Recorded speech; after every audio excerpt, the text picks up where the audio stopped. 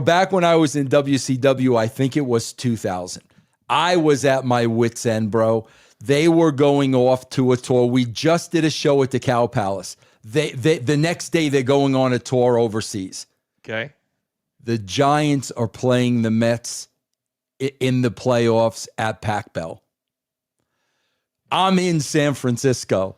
So I'm like, brother, you're either getting on that plane and going overseas or you're going to see the Giants. Bro, I got Jeremy Borash, my partner in crime at the time. I said, Jeremy, we ain't going on the tour. Oh, we're going to see the Giants. Here's my moment. Here's my Barry Manilow moment, Coach. I'll never forget this. So, Coach, I blew it off, bro. I blew it off. We went to the playoff game, man. We went to Mets Giants. I think it was 2000. And Coach, the teams are warming up and this and that. And you know, you know us, Coach. We always get there. Well, I'm more of a mark than you because you're in it. Always get there early, watch batting practice, and all this. So, Coach, I'm there right above the Giants dugout, and I'm watching, and bro, a bunch of the Mets come out. Remember Benny Agviella? Remember that? However you pronounce his name, they all come out. The Mets. Absolutely. They all, bro, about 5 or 6 of them. They're pointing in my direction, Coach. Stop it. And I'm looking behind me. I'm like, who are they pointing at? Remember the night at Roxbury? Me. So I'm looking behind, and then they go, no, you. Bro, they start throwing me baseballs and sweat. Bro, that was my greatest moment ever in my 30-year wrestling career, bro. That's amazing. Yes. That is amazing. When somebody recognizes you like that, because I know when we live in the bubble, I call it the wrestling bubble or the celebrity bubble. I've never sat around and go, oh, who's watching me today? But then you meet these big celebrities and you're like, man, they're just regular dudes too, or regular women too. And they watch just like we do. They just do something else. Right. And that always blew my mind when I'd be recognized by another celebrity. Yeah. Vince, I can't even tell you. Are you used to this many super? This is amazing. This got is a amazing. lot of super stickers, we got a lot. Man, and it's awesome, man. We thank you guys. We really, really do, man. 1,000%. We'll absolutely stay here as long as it takes. Aqua Ninja 89 says, "Hey, Coach, how difficult was it for you to keep a straight face during the backstage segments with The Rock and when he did the George Rockington promo?" I would say, Vince, it was not as hard as people think, because when Vince McMahon is standing there and you know that if you do laugh, that he is going to stick his foot directly up your ass, you're not laughing. Right. And you're not coming close to laughing. Right. Period. It's not going to happen. What was the George Rockington promo? I don't remember that. Oh, I got to look that up. I don't remember that one. We do have another one. They're saying, Coach, who was the writer after Vince left in 1999?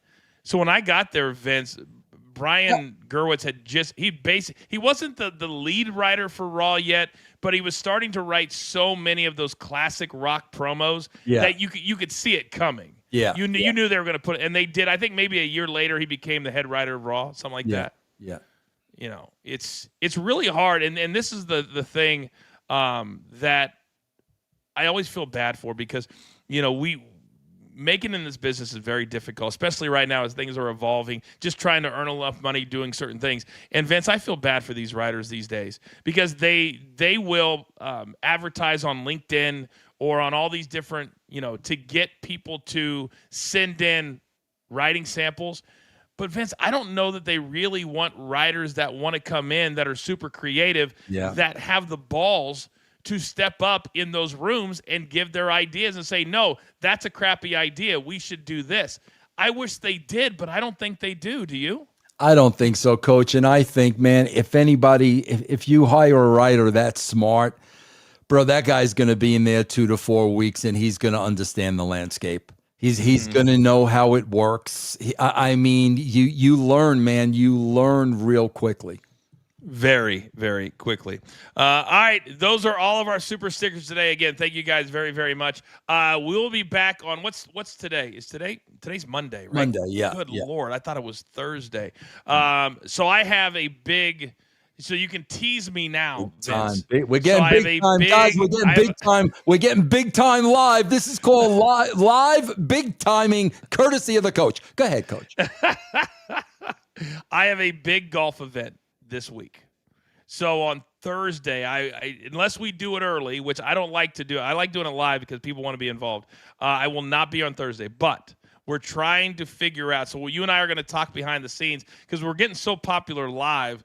I feel like we need to kind of expand things just a little bit. So I want to thank everybody for being a part of it. But Vince, if it's Big Tommy on Thursday, if I hear one golf joke, you both are dead to me. Tony Carlucci. Tony, yeah, Tony. Oh, bro, Tony. coach, I got to tell you, man, I popped so huge. I was watching because I review the Attitude Era every 2 weeks on my platform, and I was watching all Attitude Era, and there was a young Tony Carlucci. They came over to him. It was like Austin and Kane, bro.